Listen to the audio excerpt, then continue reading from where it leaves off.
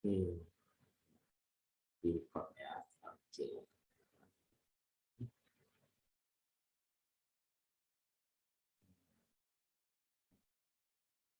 Museum.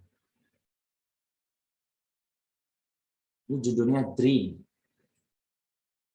Kalau yang udah pernah lihat, nggak apa-apa ya, ya ulang sebentar ya. Ini prolognya.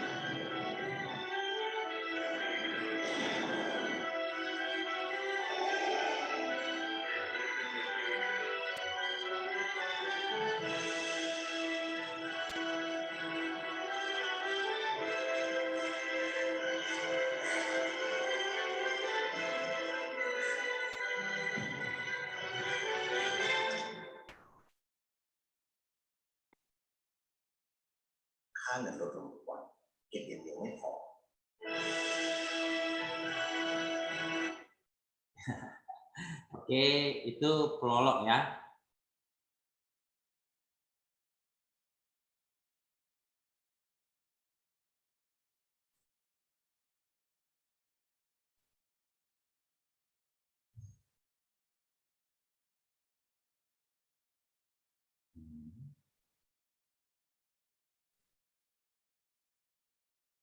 Oke.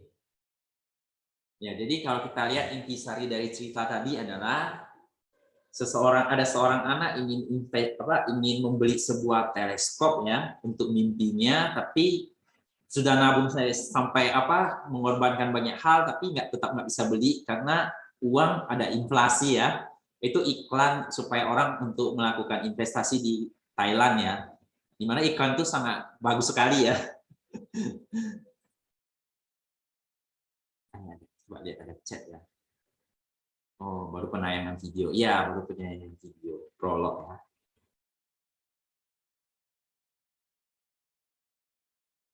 Oke. Nah, jadi kalau kita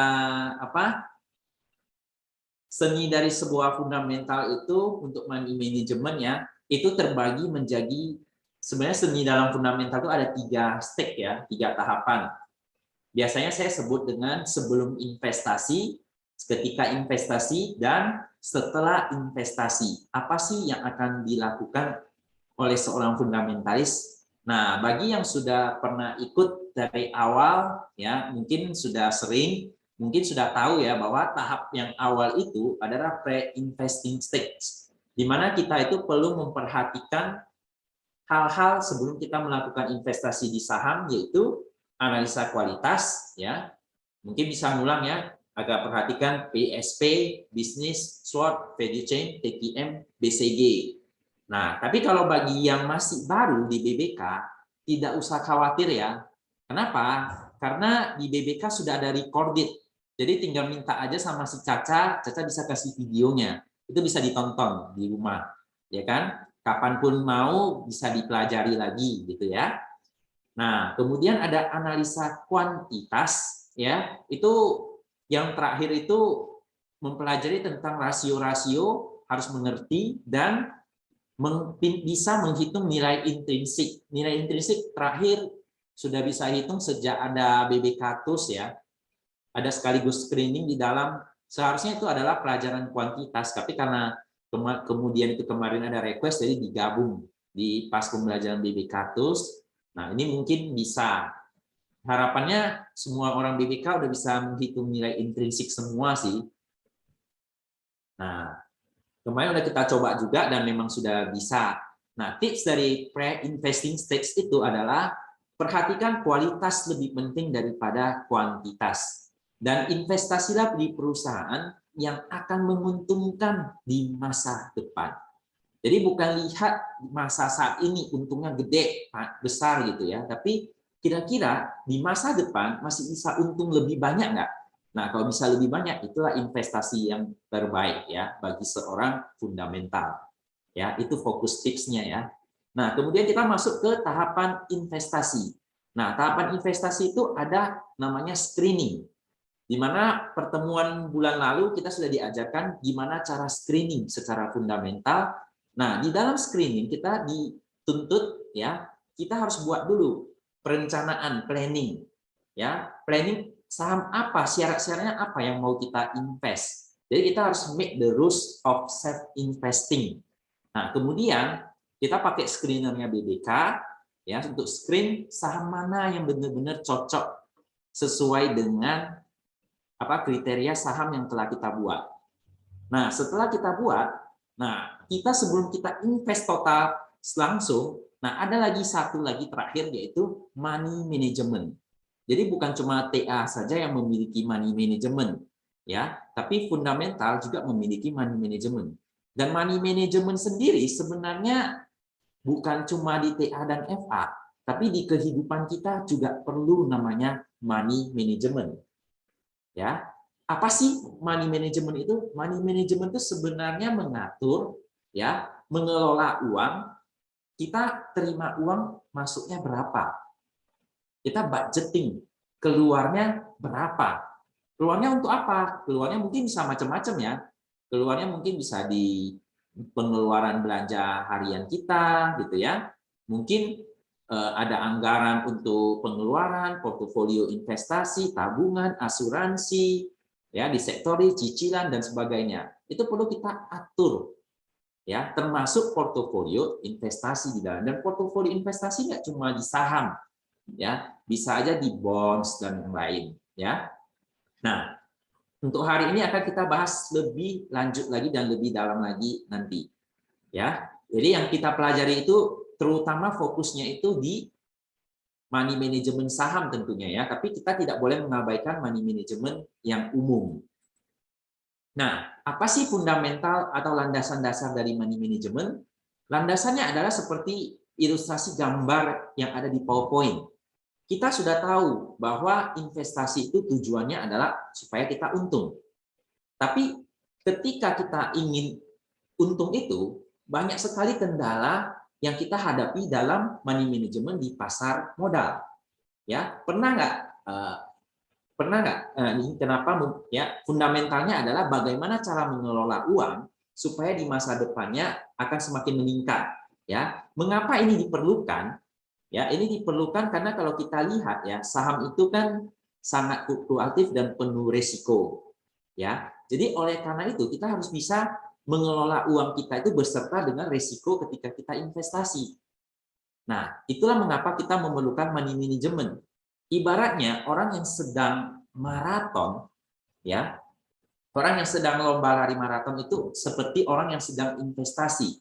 Ya, jadi kita bukan lari sprint. Ya, tentukan teknik. Ya, kalau ada yang bilang teknik kita ya, teknik kita mungkin bisa TA, bisa FA, bisa bandamologi. Ibaratnya seperti sepatu ketika kita ingin lari. Nah, kita perlu mental seorang pemenang, ya, melihat bahwa tujuan kita itu pasti akan untung, ya. Jadi kita harus betul-betul bikin sistemnya. Dan kita harus mempersiapkan apa? Pertandingan maraton bukan soal ya siapa yang lebih cepat, tetapi siapa yang bisa bertahan sampai ujung. Nah, kalau perusahaan dalam berusaha supaya dia bisa bertahan, dia perlu namanya cash flow. Kalau di investasi, supaya kita bisa bertahan, kita perlu namanya money management. Ya, mungkin ini kurang lebih sama dengan TA sama FA ya. Perlu money management supaya investasi kita bisa sesuai dengan yang kita tuju ya. Nah, pernah nggak lihat seperti ini? Saham ini naik turun ini mungkin sudah tahu ya, ini psikologi orang yang trading atau investasi yang masih dangkal ya. Dia lihat saham sepertinya mau naik. Ya, trennya memang naik dia bilang ya, koreksi lagi buy aja gitu ya. Mestinya tadi buy, kok dia nggak beli-beli gitu ya. Kalau nunggu terus bisa ketinggalan nih. Oke, buy sekarang. Begitu naik sedikit, untung aja tadi berani. Mantap. Begitu dia beli, ya kan naik dikit, dia nggak jual. Turun, asik koreksi, tambah posisi. Mantap, tambah posisi. Nah, turun lagi. Kok turun? 8, wah gila nih, mesti cek news gitu ya. Dan seterusnya ini ya, turun. Ternyata dia jual, dia cut loss ya. Ada lebih turun, bener. Habis itu naik, gitu ketinggalan. Nah, habis itu tiba-tiba marah, sialan padahal tadi benar gitu ya. Itu karena dia nggak ada planning. Ya. Nah, jadi segala sesuatu yang kita investasikan, kita perlu ada planning terlebih dahulu. Nah, ini juga ya, banyak sekali orang merasa gini, di cut loss aja sedikit ya, floating loss ya, dia udah sakit hati, rasanya kayak paling menderita di dunia ini, gitu, paling malang sedunia. Padahal di belahan dunia sana ya masih ada bapak-bapak walaupun sakit tetap jualan gitu sambil gendong anak untuk bertahan hidup ya. Ada kakek-kakek yang jualannya enggak laku setelah dagang berhari-hari ya. Nah, ada anak kecil yang cuma bisa makan hasil pungut dari tong sampah. Sementara masalah kita itu kadang cuma floating loss 15%. Tingkahnya udah kayak orang yang paling malang sedunia, merasa aduh kayaknya saham itu tidak cocok sama aku, saham bukan jalan hidupku gitu ya. Ah udahlah nyerah gitu ya. Tapi saya rasa di BBK nggak ada lah ya, karena orang BBK kan sudah memiliki tools dan mentor yang cukup oke ya. Mentor-mentornya kayak Ko Adi sama yang lain semuanya bagus-bagus, jadi nggak ada lah yang sampai merasa seperti ini. Oke, ada 5 prinsip fundamental ya, fundamental money management ya. Yang paling penting pertama itu adalah don't lose your money. Ya. Yang kedua ini saya bacakan dulu, ini saya bahas ya. Invest for future business, don't use hot money, diversification portfolio, plan and prepare for the best and the worst. Ya. Itu apa sih? Don't lose your money. Jangan pernah kehilangan uangmu. Kenapa? Karena ketika kita kalah, uang kita hilang, ya, untuk balik BEP itu akan menjadi lebih sulit. Ya, contoh nih, kalau kita punya 100%, kalah 6%, untuk balik lagi harus menang 6,35. Kalau kalah 10, 90 harus 11%. Kalau kalah 50, harus untung 100% baru untuk balik. Benar ya?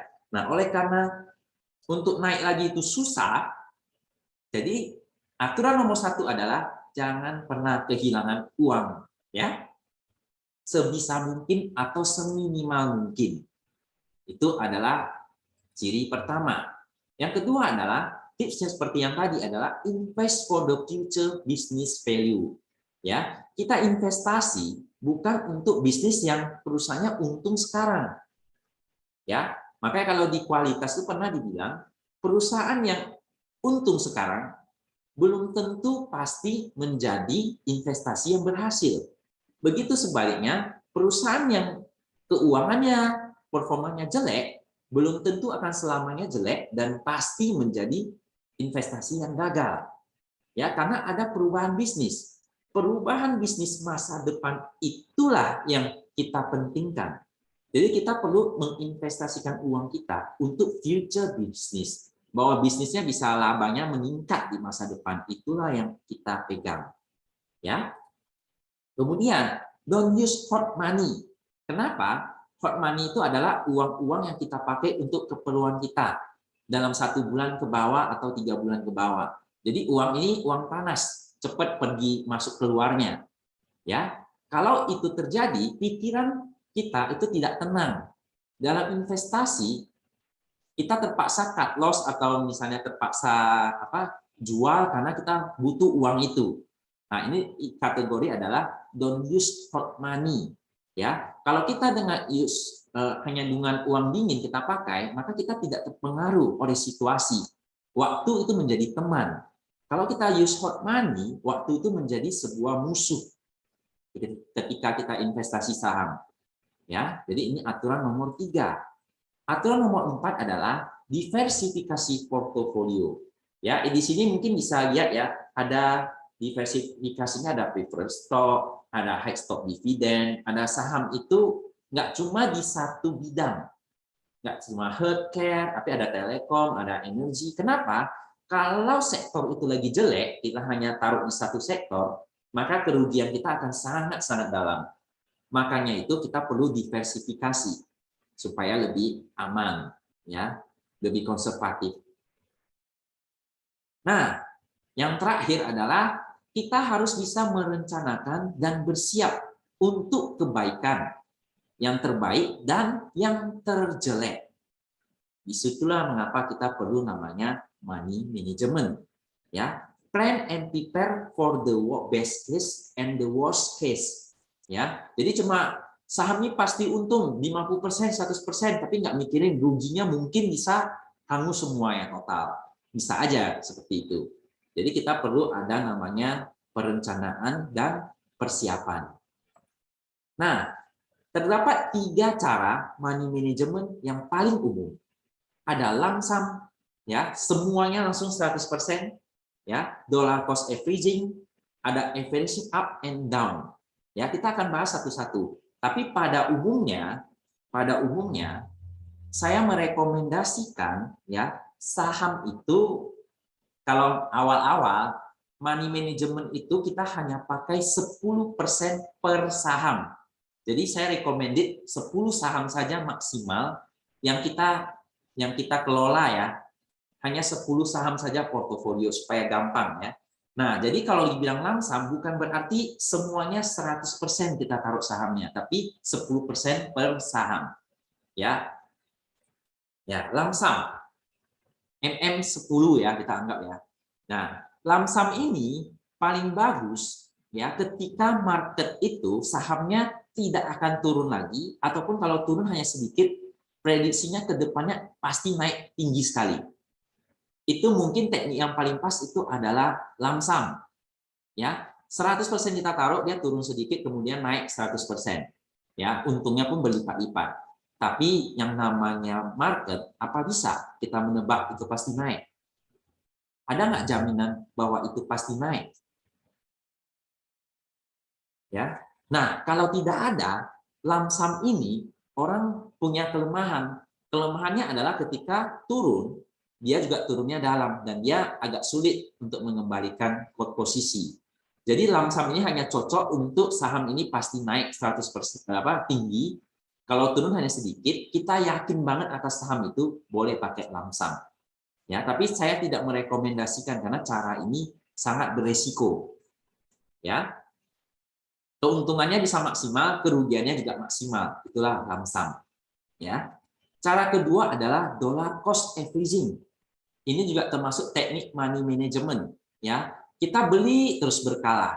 Misalnya ini kita gajian tanggal 1 atau 5 gitu ya. Ada lebih uang, kita beli secara berkala. Tiap bulan 1 kali beli. Jadi ya mau harga naik, mau harga turun kita tetap beli.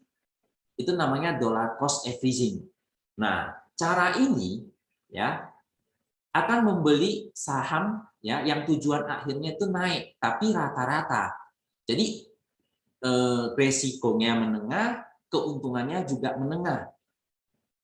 ya kan? Keuntungannya menengah. Jadi ini semuanya rata-rata gitu. Tapi kalau kita sudah analisa kan kemungkinan kita untuk untung itu kan lebih tinggi. Tapi dollar cost averaging ini cukup efektif ya di secara fundamental. Nah, jadi ini sebenarnya bisa kita pakai, cuman ada satu langkah lagi ya, ada satu langkah, satu metode lagi yang mungkin bisa kita pakai. Metode itu adalah averaging up and down. Nah, metode ini adalah metode yang butuh sebuah seni. Ya. Mungkin bisa kita lihat seperti ini. Kalau tadi kan kita lihat bisa kalau bisa rugi, bisa untung ya. Nah, mungkin kita bisa lihat seperti ini. Nah, ini adalah the power of averaging.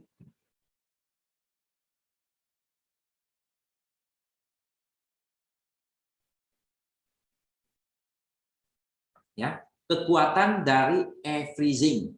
Ya, dimana kalau averaging up itu sangat jarang kita pakai sebagai seorang fundamentalis, kecuali income-nya melonjaknya luar biasa. Ya, normalnya kita lebih sering pakai yang namanya averaging down. Ya, ini saya kasih satu contoh ya, misalnya 100 juta. Ya, dia mungkin punya uang 1 M lah, biar gampang angkanya ya. Nah, jadi kita 100 juta per saham, kita bagi 10 ya. Nah, kita invest 100 juta itu nggak langsung. Ya, ada tiga skema. Ada 3 skema. Ada yang 20, 33, sama 50. Pertama kali invest. Kita contohkanlah dulu ini dia punya 100 juta, dia invest 20%. Berarti kan 20 juta. Dia pakai skema 1 ya, 20 juta. Ya, 20 juta ini dia invest di saham harganya 1.000. Dia dapatnya 200 lot. Ya. Berarti total invest dia 20 juta, total lotnya 200. Average-nya 1.000. Posisinya 20 juta. Ternyata sahamnya turun 25%. Ya, uangnya jadi 15 juta. Ya, dia beli lagi 30 juta.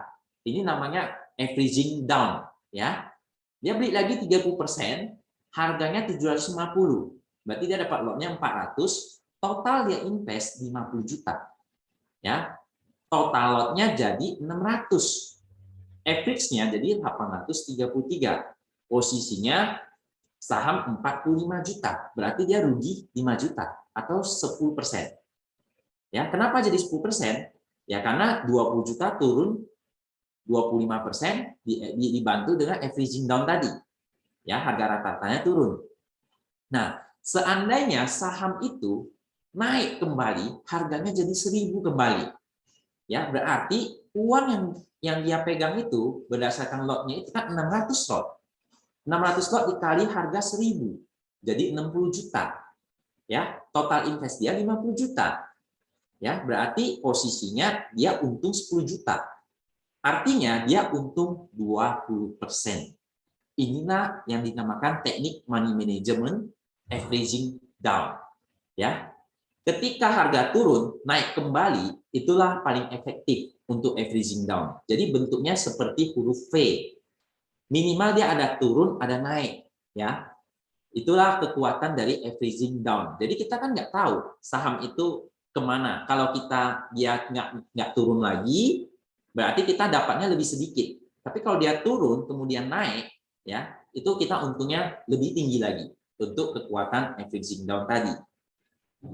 Nah, idealnya para fundamentalis itu adalah ketika indeks bullish 25% stop di saham ya. Moderate ya, indeks sedang-sedang itu 50%, indeks bearish itu saham 75%. Others-nya kemana? Others-nya itu bisa ke bonds, bisa ke reksadana pasar uang, ya, deposito dan lain-lain. Ya, saya biasanya sangat senang dengan reksadana pasar uang. Ya, jadi kalau saya punya uang lebih, ya saham belum pas waktunya, saya akan tabung ke reksadana pasar uang. Ya, karena bunganya mendekati deposito, cairnya cuma 3 hari. Ya, reksadana pasar uang. Oke, kita bahas lagi. Ini sebagai satu contoh ya, investasi saya dulu ya. Nah, ini ada icon, ada Demas, ada HMSP, CLPI, dan JRPT. Ini adalah tanggal ketika saya memutuskan untuk invest. Ya, ini adalah book value ketika waktu saya invest. Ini adalah EPS-nya, ya, beserta MOS-nya, beserta titik tertingginya. Alasan saya masuk, ya, nilai intrinsik yang sudah saya hitung dengan MOS 50%, ya. Ini ada book value-nya, ada EPS-nya, ada fair value. Nah, bagi yang belum ngerti mungkin bisa lihat di video pembelajaran yang sebelum-sebelumnya. Ya, itu sudah ada, mungkin boleh minta sama Caca ya. Nah, saya membagi dua money management ya. Yang pertama adalah pure invest, yang kedua adalah trade invest ya. Saya termasuk yang trade invest, tapi saya akan terangin dulu yang namanya pure invest. Ya, pure invest itu adalah kita menginvestasikan untuk hasil maksimal, mendekati fair value atau target profit tanpa menjual. Ya, ini contoh, kita punya uang 1M, 10 portofolio, MM-nya jadi 100 juta per portofolio. Ya. Ini dibagi menjadi 3 skema.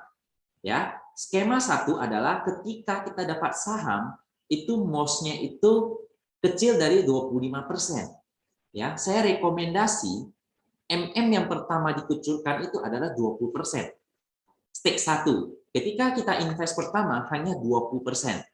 Dia turun 25%, baru kita masuk ke 30%. Ya, setengah dari modal. Ya. Nah, kalau dia naik, berarti kan untung kita sudah langsung naik ya. Tapi kalau dia turun lagi seandainya, kita boleh average sekali lagi 25 turun 25% lagi jadi 50% kita keluarkan. Ini full. Sampai di sini dia langsung stop, nggak ada teknik lagi. Kalau untuk pure invest, ya dia hanya stake 3, ya. Nah, skema kedua adalah dia sama rata, 33%. Sepertiga, sepertiga, sepertiga. Ini biasanya untuk MOS 25 sampai 50%. Dia prediksi trennya tidak tahu mau turun atau naik. Ya, kalau yang pertama kan prediksinya mungkin masih akan turun. Jadi dia kecil. Kalau ini dia tidak tahu. Nah, skema yang ketiga dia yakin dalam waktu dekat akan naik. Ya, itu yang pertama malah 50%. Ya, baru 25, 25. Ya, kita lihat kemampuan dari averaging down ini ya. 100 juta pertama harganya 1.000. Dia invest 20 juta, 200 lot. Ya. Kedua, dia 30 juta, turun 25% jadi 750. 30 juta dia invest, dia dapat 400 lot. Turun lagi 25%, berarti jadi 50% saja ke diskon ya. Harga 500, dia invest 50 juta, jadi 1.000 lot yang dia dapat. Total lot yang dia dapat itu ada 1.600. Average rata-ratanya jadi cuma 625. Ya. Berarti dia cuma kalah sekitar 125 atau 25%. Ya, dari total modal. Memang termasuk lumayan dalam karena turunnya kan sudah setengah lebih ya. Ya, setengah lebih ya. Jadinya cuma 25%, 125. 500 ya, 500 seperempat ya, 25%. Kalau dia balik lagi ke 1.000, dia untung 60%. Ya, karena 160 juta. Ya, karena harga 1.000 kali 1.600 kan 160 juta, dia untung 60%. Nah, kalau skema kedua, dia 33% terus ya. Nah, dia otomatis averaging-nya jadi 692. Kalau dia balik lagi, dia mungkin bisa untung 45%. Nah, kalau dia 50% di awal, ya otomatis kan kerugian dia lebih dalam, baru 25. Dia average-nya jadi 750, dia rugi sekitar 33%. Ya. Kalau dia balik ke 1.000 dia untung 33%. Dan 750 average-nya ya. Sepertiga. Oke, sampai sini dulu ada yang mau ditanyakan nggak? Nanti pada bingung.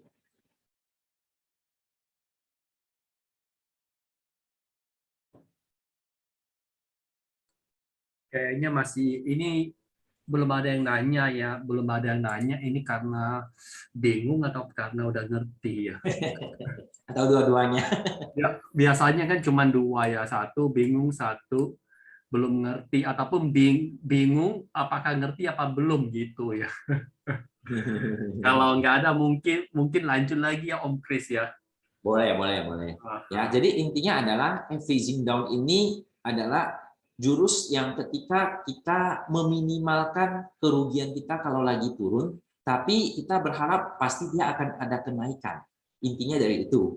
Dan pure invest itu efeknya lumayan tinggi ya, ketika dia untung, ketika dia kembali ke asal atau malah naik mencapai target. Ya. Nah, yang kedua ini adalah cara yang saya lakukan, namanya trade invest. Ya, trade invest ini adalah dia mengorbankan future income-nya dia untuk mengurangi risiko downtrend, ya, dan sideway.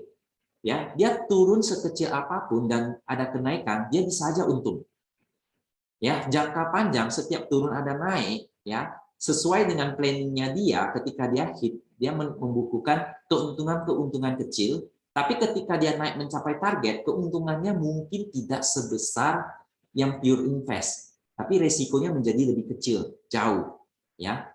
Nah, saya kasih contoh seperti ini, ya. Ini mungkin pasti pada bingung, tapi nggak apa-apa, saya terangin pelan-pelan, ya. Sama dengan yang tadi, skema 1 sampai ada 3 skema. Yang pertama dia akan keluar 10% ya, 100 juta. Money manajemennya, MOS-nya dia keluar 20 juta. Skema 1 ya, 20 juta ya. Nah, dia ketika invest 20 juta ini dia mengikuti harganya. 20 juta ya tetap 20 juta. Dia turun 25%, 25% itu dia isi kembali menjadi 20 juta. Ya, mungkin seperti ini bisa lebih lengkap. Kita lihat ada kalkulatornya ini. Ini kalkulatornya stake 1. Ya, stake 1 itu kita bisa lihat bahwa dia kan nabung 20 juta di sini ya, 20 juta di 1000. Dia punya ya 200 lot di sini ya. Kemudian harga turun ke 750. Stake 2. 750 dia perlu averaging down kalau dia belinya ini angka maksimalnya. Tapi normalnya pasti di bawah 5675. Kenapa begitu? Angka ini didapat dari sini. Kalau dia turun per satu lot dia beli gitu ya.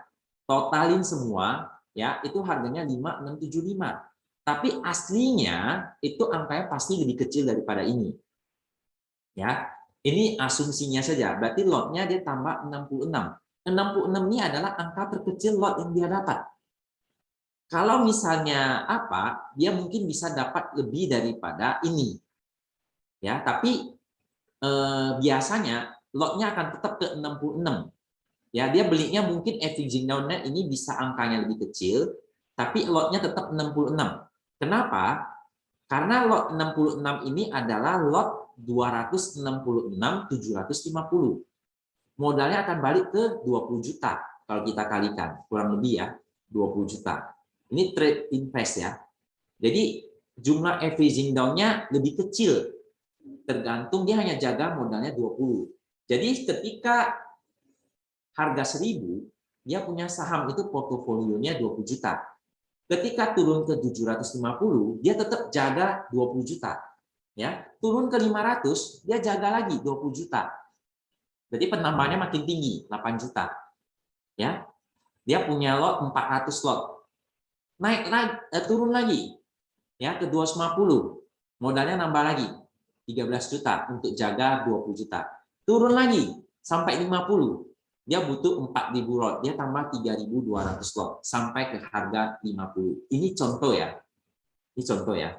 Nah, kita bisa lihat di sini ya, dia ketika turun sampai 50, dia perlu uang maksimal 79,6 juta.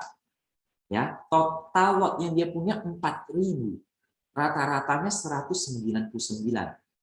Ya. Padahal harga sahamnya kalau 1000 ke 50 berarti sudah tinggal 2%. Ya. Tapi dia cuma 199 atau cuma rugi 75% ya. Ruginya ya. Nah, tapi kalau dia balik modal, balik lagi harganya ke 1000 seandainya saja ya, balik ke 1000 berarti uang yang dia dapatkan itu menjadi 4.000 kali Bentar ya. Kali 100 kali 1000. Ya, jadi 400 juta. Bayangin, dengan modal 79 juta jadi 400 juta. Ya, ini trade invest ya.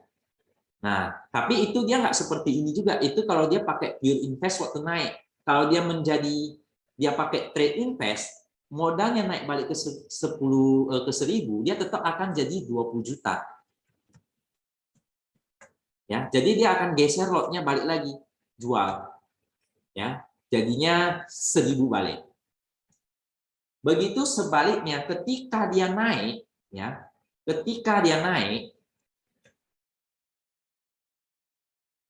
dia akan jaga modalnya tetap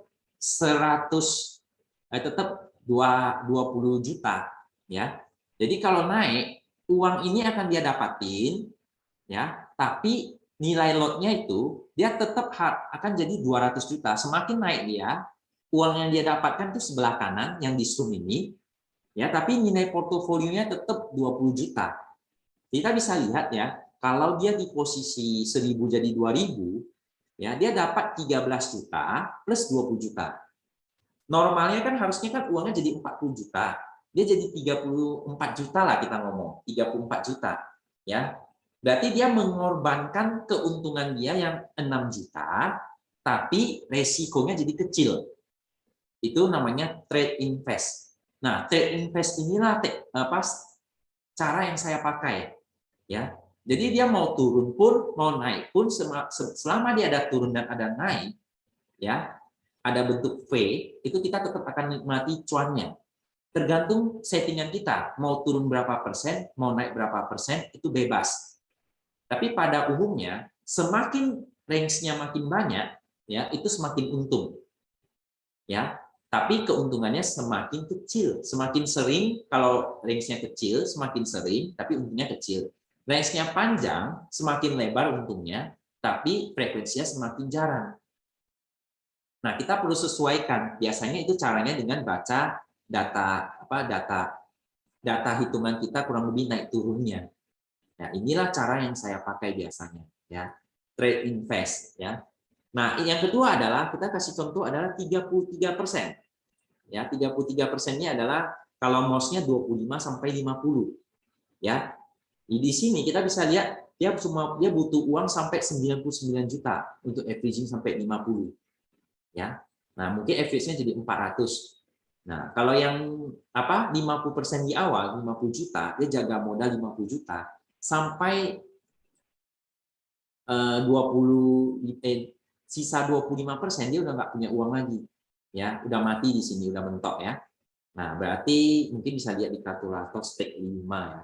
Ini kita ganti dulu 50 juta ya. 50 juta ya. Nah, ini kita bisa lihat.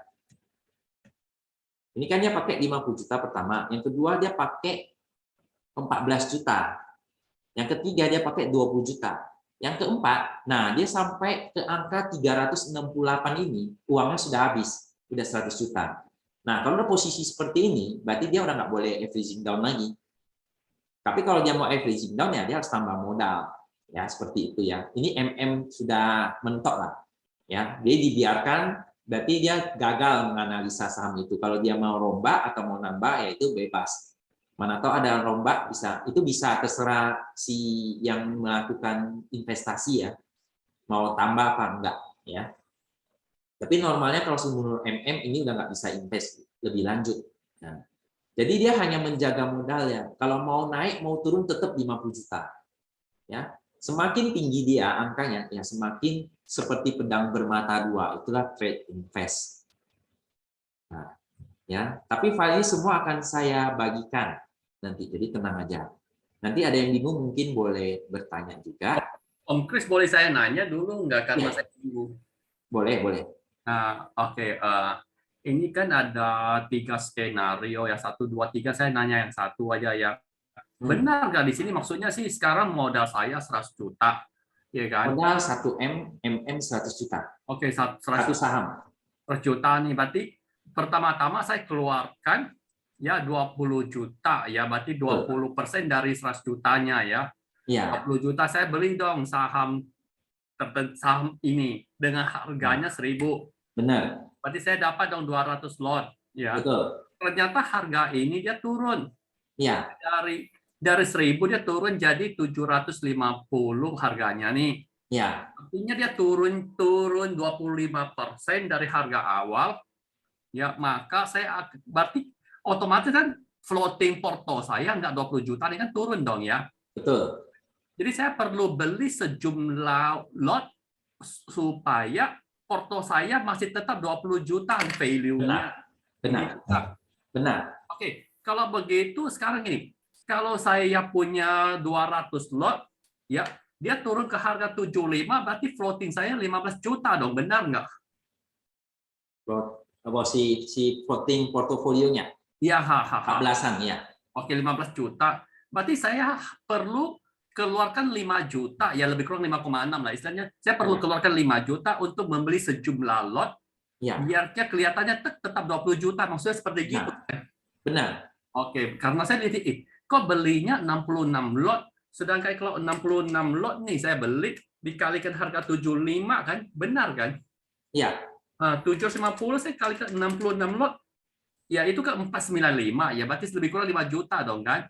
Iya, benar. Terus coba lihat yang sebelumnya, yang tadi itu tadi. Ini 750 ini, ya, ini kan rumusnya dapatnya dari down dari 50 juta dibagi 750 dibagi 100 untuk lot ya.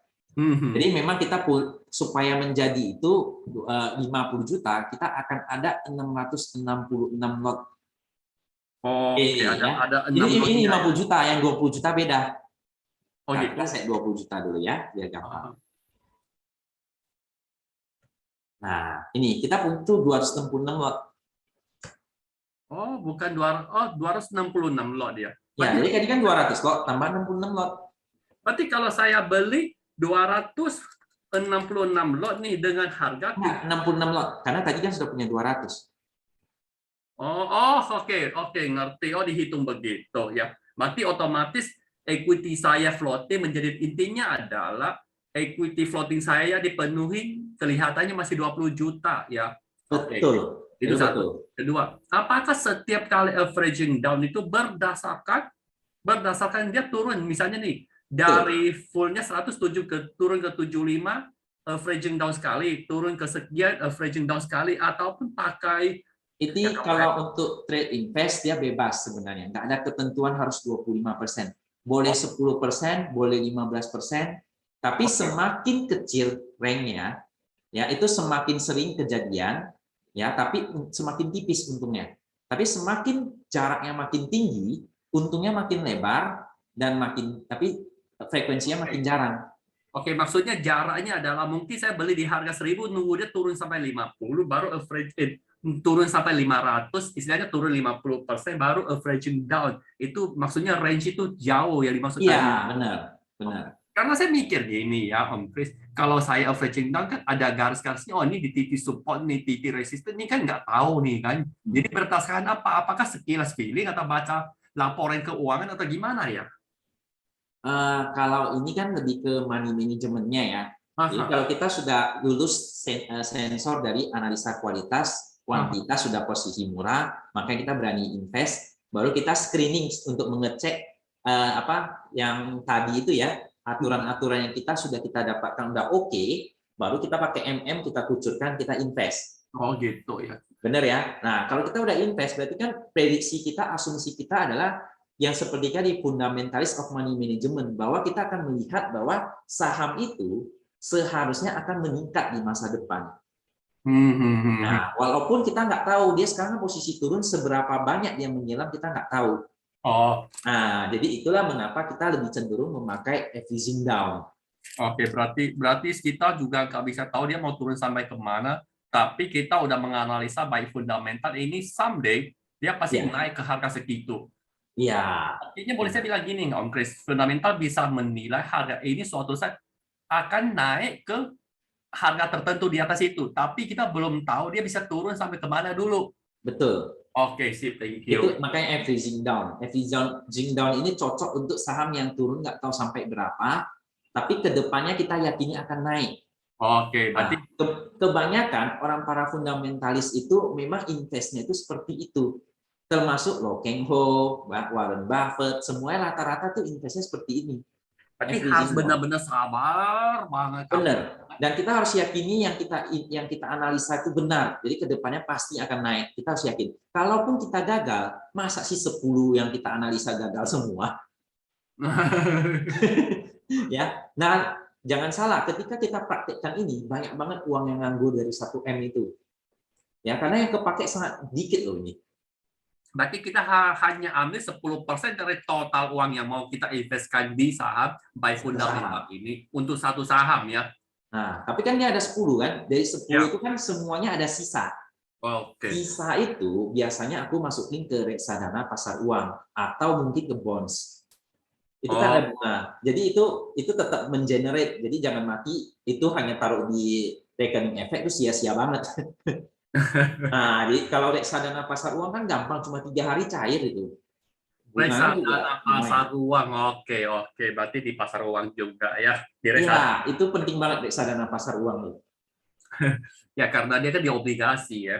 Hmm. Oke, thanks ya. Lanjut lagi Om Kris. Nah, ya, jadi ini tekniknya toknya ikuti aja berapa jumlah lot yang harus kita punya, tapi jumlah averaging down-nya kalau kayak tadi OAD yang ngomong kan, otomatis sebenarnya kalau dia di 250 dia baru hit ya. Sebenarnya ya, dia untuk 66 lot ini dia cuma butuh uang ya kali 100 ya. 4.950 sebenarnya. Tapi karena dia averaging down-nya ini angka ini adalah angka terbesar. Karena aku nggak tahu kan, range orang mau mainnya di berapa persen. Ada yang 5%, ada yang 10%, ada yang 15%, ada yang 20%, ada yang 25%, ada yang 30%. Ini bebas. Ini makanya kita ngomong trade invest. Ya, kita trade seperti orang jualan. Turun kita beli, naik kita jual. Simple hanya seperti itu aja. Gampang, ya. Nah, jadi kalau kita beli 4.950 ini, waktu dia naik baru kita jual misalnya ya. Naik berarti kan otomatis kan kita masukin modalnya berarti kan 24.950 ya. Nah, ketika dia naik balik lagi, ya itulah keuntungannya, keuntungan yang kita dapatkan. Ya, berarti 266 lot ya. Kan jadi 26 juta sekian-sekian ya, 26.600 ya. Nah, 4 jutaan itu kan modal ya. Nah, jadi 6.600.000 dikurangi 4,9 tadi, itu sisanya itu keuntungan dari trade invest. Itu Jadi dia mau dijual. turun, kita tetap untung, naik pun kita tetap untung. Om Kris, sorry nanya. Nah, ya. Tadi kan ada selisih nih, kan 20 Nah, juta udah turun, kita tambah 5 juta dong. Modal kita nah, 5 juta, terus dari 20 juta dia naik dong jadi 26 juta. Berarti kita cuannya 1 juta dong kan? ya, cuma 1 juta. Kalau posisi MM-nya yang kecil ini yang Oke. 20%. 1 juta Ya, itu kita take profit apa gimana? itu bebas. Kita Oh boleh bebas take ya. profit atau kita masih mau tunggu lebih dalam. Oke. Nah, tapi normalnya kalau dia settingnya itu sama, karena dia kan pasti per stack turun 15% atau turun 25, jadi naiknya juga 25, berarti 1.000 ini akan menjadi stack dia kalau dia posisi naik turunnya 25. Oke.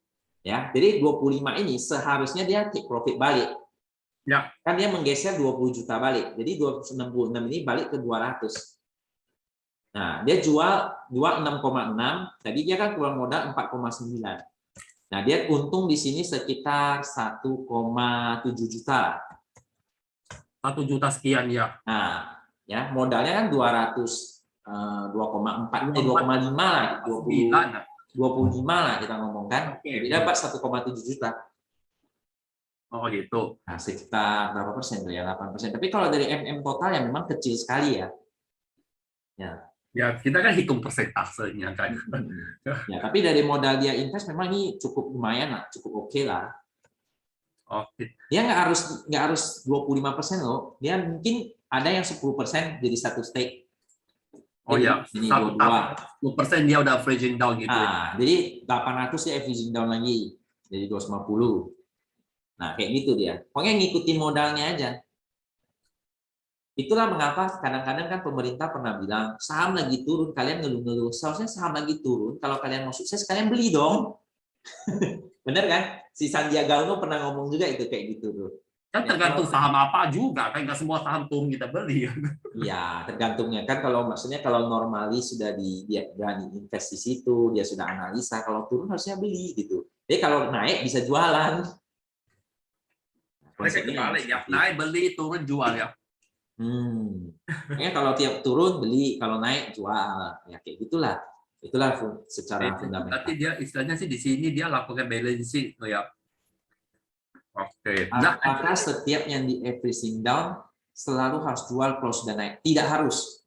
Bisa jadi dia mau sampai target. Jadi dia ngubah dari averaging down-nya trade invest atau pure invest naik sampai target. Itu boleh. Jadi mungkin 1000 sampai 1250 baru jual. Itu bebas banget. Nggak ada masalah. Jadi itu kita bebas mau kapan take profit, mau kapan kita averaging down.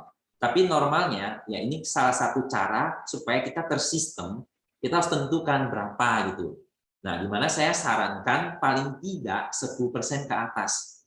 Ya, lebih bagus ya 25%. Kalau memang sanggup nunggu. Biasanya tangan kita kan gatel ya, jadi ya 10 sampai 15% udah boleh lah exit down.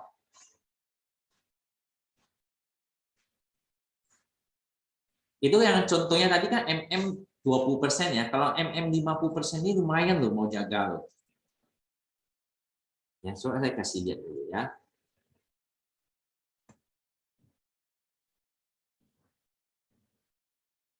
Nggak akan pernah full porto 100%. Ya, sisanya itu lebih banyak kita pakai untuk reksadana pasar uang, di yang lain. Memang dianjurkan secara fundamentalis jangan pakai MM sampai full, sampai habis uang semua, itu nggak terlalu recommended ya. Makanya itu ada, tadi saya terangkan idealnya seperti ini. Kalau indeks lagi bullish, itu stop itu hanya 25% sebenarnya. Ya, moderate itu 50%, bearish 75%. Ini yang skill untuk value investing ya. Berbeda dengan growth invest. Kalau growth invest mungkin dia pakainya mendekati lump sum atau dollar cost averaging, habis itu dia biarkan sampai ke target ya. Nah, tapi kalau untuk value investing ya memang tidak akan pernah 100%. Nah, kalau memang kita secara growth invest kita mau invest lebih banyak, mungkin kita boleh naikkan MM-nya lagi.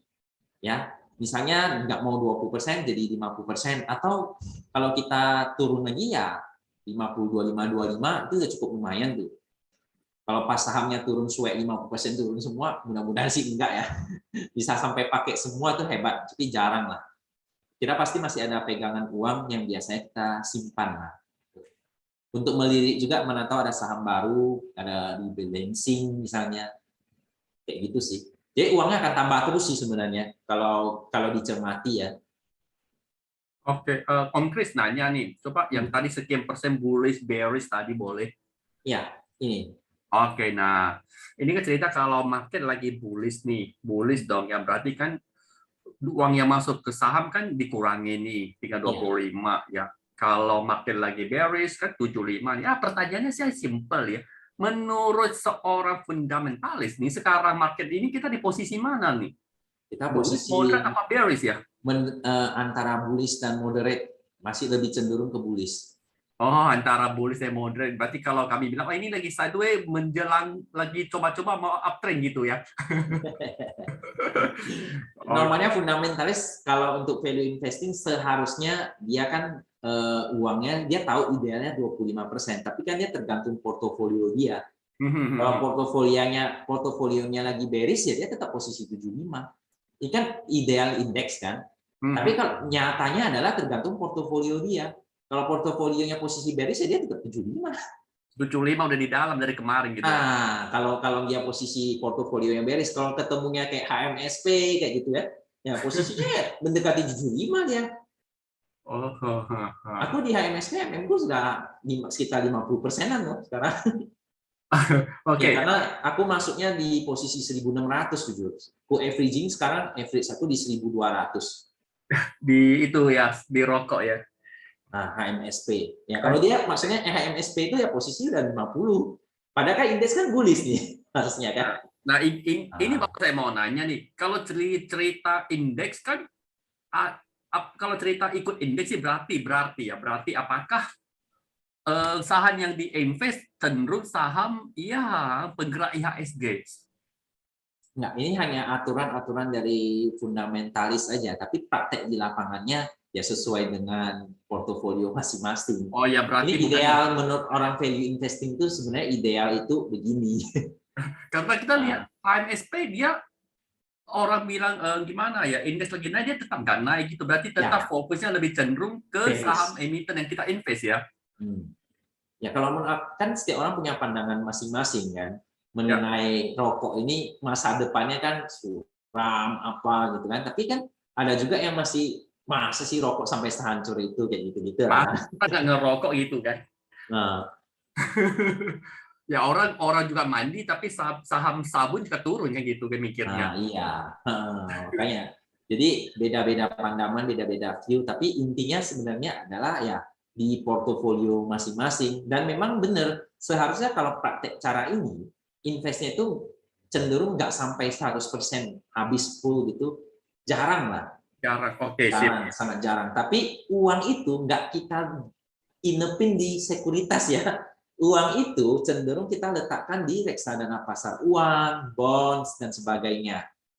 Ini saya mau Nah, nanya nih, apakah Om Kris pakai sekuritas tertentu yang otomatis kalau nggak masuk ke saham dia akan ke reksadana ya? Atau manual? kalau sebenarnya sih saya kan nggak terlalu sering juga trade ya. Ya, jadi saya sebenarnya kalau dihitungnya sih sebenarnya manual, tapi Oke. kalau jumlahnya udah lumayan, baru saya masukin gitu. Oh gitu ya. Nah, Oh berarti udah dialokasi dari awal ya. ya, dolar cost Oke averaging. sip, boleh. Thanks ya. Lanjut Om Kris. Ini ada yang bertanya, maksudnya kalau bearish kita maksimum enggak? Ini hanya indeks ideal menurut value investing ya. Kalau kenyataannya sesuai dengan trade invest yang tadi, bisa aja dia sampai full habis semua. Ya, enggak, dia enggak tergantung itu. Jadi dollar cost averaging itu beda. Dollar cost averaging itu setiap tanggal waktu tertentu, periode tertentu dia buy. Dia beli terus dan terus. Nah, itu dollar cost averaging. Mungkin saya kasih lihat slide tadi. Nah, kalau dollar cost averaging itu dia nggak tahu mau naik atau turun.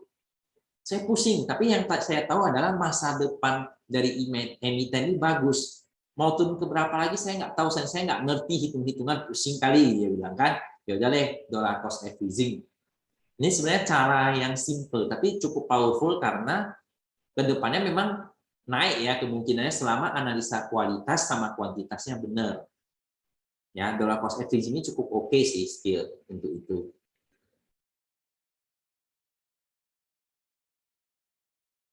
Ya, Pak Hendrik kira-kira cukup jelas ya?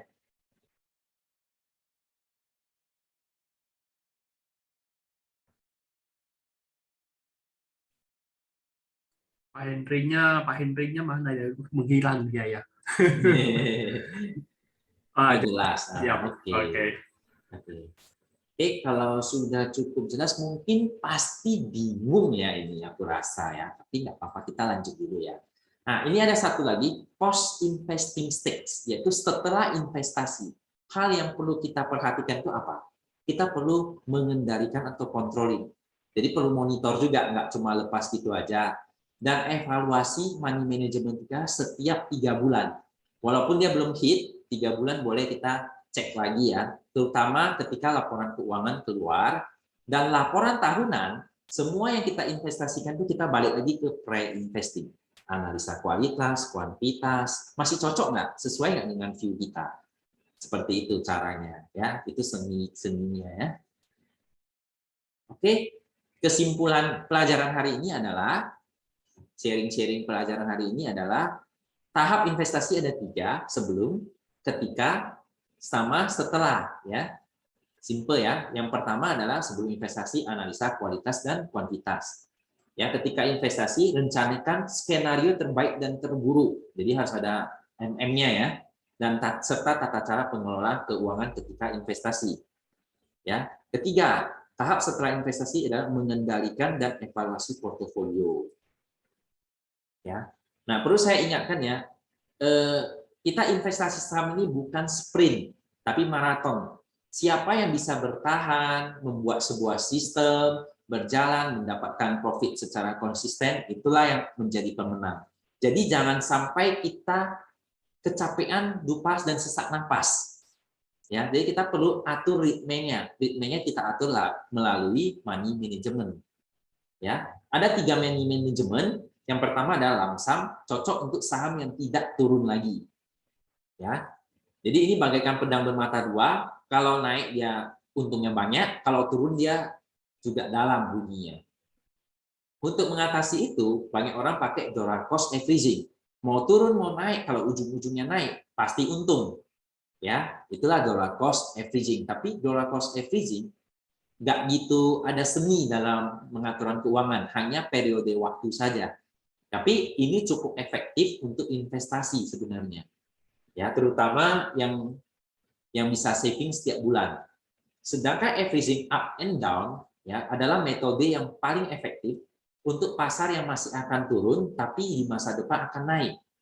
Ya, metode ini paling cocok digunakan oleh para fundamentalis dan untuk mengurangi risiko harus dengan pengelolaan keuangan yang tepat. Di sini butuh seni ya. Makanya ada tadi pure invest 25% contohnya ya hit gitu ya.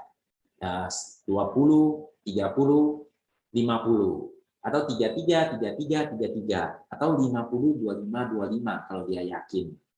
Ya. Nah, mungkin pelajaran hari ini mungkin sekian. Ada yang mau bertanya mengenai pelajaran money management dulu?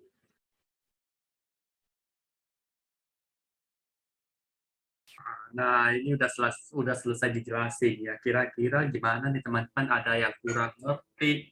Ya kalau saya sih yang kurang ngerti saya langsung nanya dari tadi ya. Karena saya juga ikut belajar ya. Nah, ini yang nanya nih Om Kris dari Pamri ya. Pak Kris, yang average up gimana? Ya tadi kan ceritanya yang invest trade ya, itu kan averaging down kan. Nah, kalau average up gimana? Kayaknya nggak dijelasin ya. Kita ada pakai jelasin dollar cost average, itu nggak mau tahu dia naik turun setiap saat, beli dengan angka sama. Terus tadi ada averaging down, averaging up-nya gimana? Contohnya dong. Averaging up ini sangat jarang kita pakai karena para fundamentalis kan cenderung membeli saham harga lebih murah. Tapi bukan berarti tidak ada sama sekali. Ya, saya kasih contoh ya. Pura Delta Mas itu termasuk yang saya averaging up. Ya, dulu saya belinya di bawah 130 sampai 100 berapa? 120-an deh. Atau 100 ya 120 atau 110-an deh. Nah, itu saya averaging down ya, dia naik sampai 200, saya averaging up ya, di sekitar 200, dia naik lagi 220-an, saya nggak average up lagi ya. Itu biasanya kenapa ada averaging up ya, pertanyaannya ya. Biasanya ada averaging up itu adalah saham-saham yang mengalami kelonjakan income secara drastis. Kenaikan income-nya itu naiknya drastis. Kalau income-nya naik drastis, berarti kan komponen earning EPS sama PER-nya kan makin kecil. MOS sama fair value-nya kan ikut naik. Nah, kalau seperti itu, kita memungkinkan kita untuk melakukan averaging up.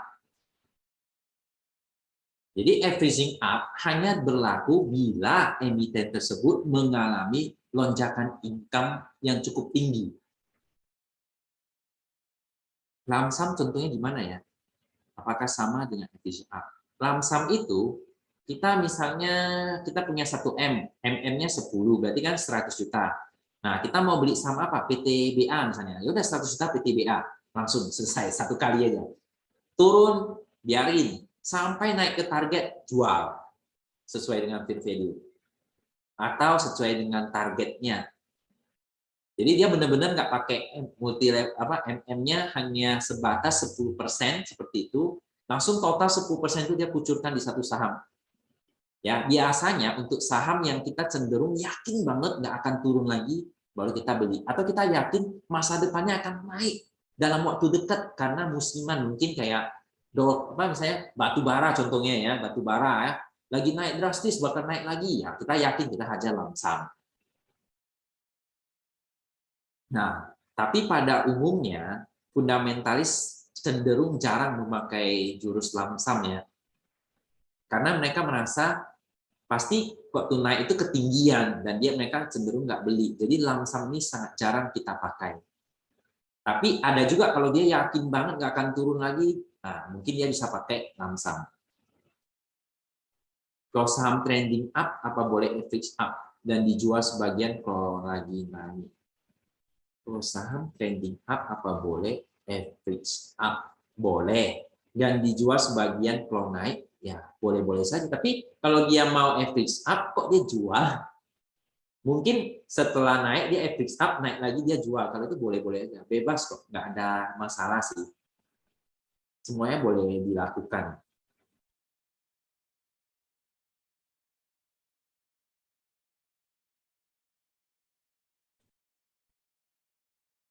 Apakah per saham berubah mengikuti harga saham? Per ini maksud per saham berubah mengikuti harga Nah, saham. ini saya bahkan juga kurang ngerti nih ya. Aku kurang ngerti pertanyaannya. Oke, Kak Hendrik, per. Oke. Maksudnya di sini per itu price earning ratio apa setiap saham ya? Oh, ya oke. Ya, per. Oke, price earning ratio. Saham berubah mengikuti harga saham. Nah, ini Om Kris kasih jelasin ya. Aku malah belum dapat ngeh loh apa maksud pertanyaan Oke, dia gini. price earning saham berubah mengikuti harga saham. Mungkin maksudnya apakah per angkanya berubah-berubah kalau harga saham berubah? Ya pasti berubah karena price itu dibagi dengan earning. Earningnya nggak berubah. Tapi kalau price sahamnya kan berubah. Kalau price saham berubah ya per-nya berubah. Ya, mungkin maksudnya Mungkin itu begitu kan ya. ya. Ya, jadi simply kan price berarti dari harga dibandingkan dengan earning per share-nya ya. Jadi kalau earning per share misalnya nih earning per share-nya 2, harga sahamnya tadinya 60, berarti 60 kan dibandingkan kedua. Sekarang ya kalau dia naik ke 70 ya 70 dibandingkan kedua otomatis kan beda. Dari tadi kan 60 banding 2 kan 30, ini 70 jadi 35. Maksudnya begitu mungkin ya. Ya. Tapi dia Nah, bilang berarti oke berubah benar dong. ya, berarti benar. Nah, berarti berubah ya. Oke, Nah, oke. Jadi karena gini, kita kalau maksudnya mungkin gini, kita lihat laporan keuangan kan biasa ada tuh pernya segini, ya besok-besok dia pernya berubah ya. Atau kita hari ini pakai kita keuangan. cek pernya begitu, besok dia berubah karena kenapa? Harganya kan floating ya. Benar, benar, benar. Biasanya laporan keuangan itu kalau dia mencantumkan per itu berarti laporan keuangannya tahunan. Kemudian dia ada tulis bahwa kondisi itu harga penutupan hari terakhir bursa buka 30 atau 31. Itulah Nah, acuannya. per tanggal segitu, per tanggal tutup Hmm. buku dia ya. Ya, tapi kalau kita lihat di RTI atau di BBK Trading Tools ya, bot kita itu ya langsung real time, lebih Ya, bagus dia lagi. update. Update, sangat update sekali dong. Oke, sip. Nah, ada lagi nggak nih? Mumpung masih ada 5 menit nih ya acara kita sampai jam 9 ya. Thank you juga ya yang nanya ya. Ya, per berubah. Oke, Om Po nih udah bantu jawab juga tadi ya. Nah, ada mau nanya lagi nggak nih? Kalau nggak, ini dia. Wah, panjang nih. Wah, kalau di TA kan ada namanya support untuk melihat kemungkinan harga terendah sebuah saham sebelum naik. Kalau di FA bagaimana cara kita menentukan kapan batas terakhir kita averaging down? Tidak mungkin kita averaging down terus ketika harga sama turun, harga sama turun. Kalau di FA bagaimana cara kita menentukan kapan batas terakhir kita averaging down? Tidak mungkin kita averaging down terus.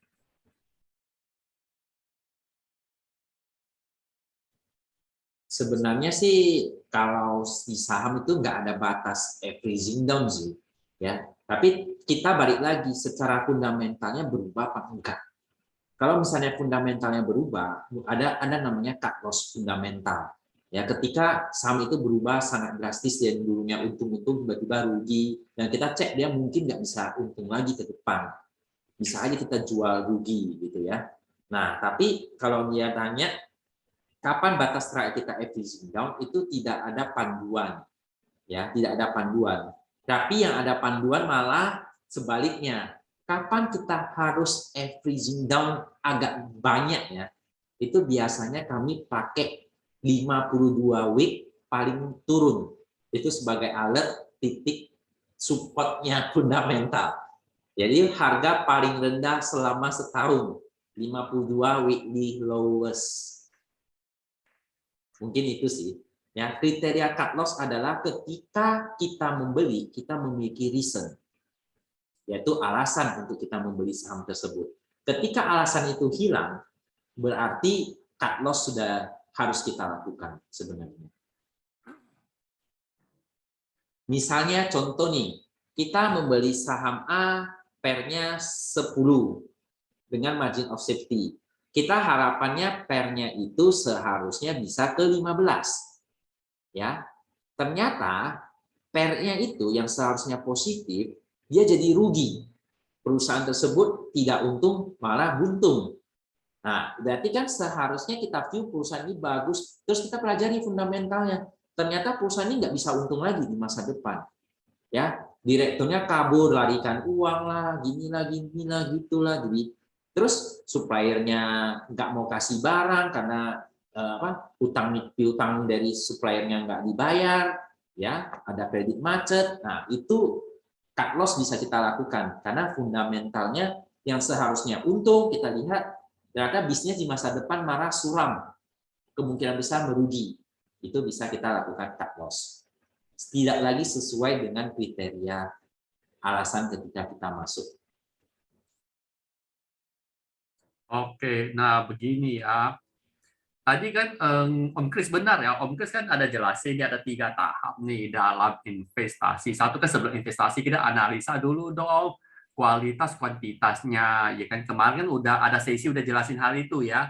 Jadi buat teman-teman kalau mau mempelajari ulang videonya mungkin bisa nanti Caca bantu lah ya, kasih linknya ya. Terus hari ini kita kan belajar nih, udah analisa sebelum investasi, hari ini kita belajarnya pada saat investasi, gimana cara kita entry-nya, ya kan? Maksudnya entry-nya berdasarkan money management, benar ya? Benar. Nah, money management mau pakai dollar cost average, mau pakai yang tadi trading apa tadi itu ya. Nah, udah kita pelajari ini, ataupun mau langsam ya, sekali drop HK semua. Nah, oke, kalau istilah kami kan HK ya, HK semua. Iya, benar. Full, ya kan? Full bukan full modal, tapi full modal terhadap satu emiten ya. Benar. Oke, itu saya lihat tadi kan masih ada satu step lagi setelah beli. Ya kan? Jadi ada beberapa teman udah nanya kayaknya poin-poin ke setelah beli, ya kan setelah averaging selesai. Terus gimana nih what next ya kan? Kita cut loss-nya, kapan kita take profit-nya, ya kan? Katanya ada analisa 3 bulan, 1 tahun ke depan, benar ya? Nah, mungkin ini bisa jadi bahan kita nggak untuk next ya. Sebenarnya kapan take profit itu bebas ya, take profit namanya dapat untung. Tapi kalau mau kawal yakin dengan target ya jangan sampai betul-betul target fair value ya. Nah, ya, cuma yang saya mau tekankan kalau bagi yang belum mengerti ya bahasanya kan termasuk lumayan agak ribet ya kalau belum dari awal. Kan pertama kita analisa kualitas dulu, baru kuantitas. Baru kemarin kan kita diajarin screening, masuk saham, hitung kan, fair value gitu kan. Pada udah rajin banget tuh bisa hitung kan. Nah, terus apa lagi? Nah, kebetulan ada yang nanya tentang money management. Aku bilang, oh perlu juga perasa money management biar lebih lengkap gitu kan. Sesi keempat sudah kan. Jadi sebuah serangkaian gitu kan ilmunya kan. Jadi bebas gitu. Nah, terus ini ada lagi yang nanya. Jadi itu suatu rangkaian ya. Jadi itu memang ada alurnya. Jadi kalau memang nggak ngerti yang hari ini sangat wajar, apalagi belum pernah lihat yang pertama, kedua, dan ketiga. Ya kan? Jadi ya saya memaklumi, nggak masalah, tapi mungkin boleh nanti Caca siapkan 1, 2, 3 sama yang hari ini mungkin ya. Hari ini sebenarnya aku nggak berani buka untuk umum karena ini pelajaran baru ya. Jadi saya memang masih butuh banyak masukan sama masukan supaya bisa melengkapi bahan ini. Nah, sebelum saya terima masukan nanti ya, mungkin saya mau jawab dulu nih. Ada penjelasan saat averaging down yang tepat saat kondisi seperti apa? Nah, sebenarnya secara fundamentalis ya, kondisi yang terbaik kita averaging down secara besar-besaran itu adalah ketika market crash atau orang lagi rame-rame jualan. Panic selling di mana-mana. Ya, berdarah-berdarah, indeks turunnya banyak, orang pada takut. Yang paling ekstrim adalah ada berita beberapa orang atau banyak yang bunuh diri karena saham. Itu adalah waktu yang paling tepat untuk kita masuk. Mungkin terkesan kejam, sadis gitu ya. Tapi kenyataannya, ya selama saya pengalamannya, itulah waktu yang paling tepat untuk kita invest. Karena orang banyak yang kena margin call, kena paksa jual, akhirnya terlilit utang, ya, bunuh diri. Nah, setelah banyak itu terjadi, biasanya pemulihan terjadi sangat cepat dan besar-besaran. Itu sih.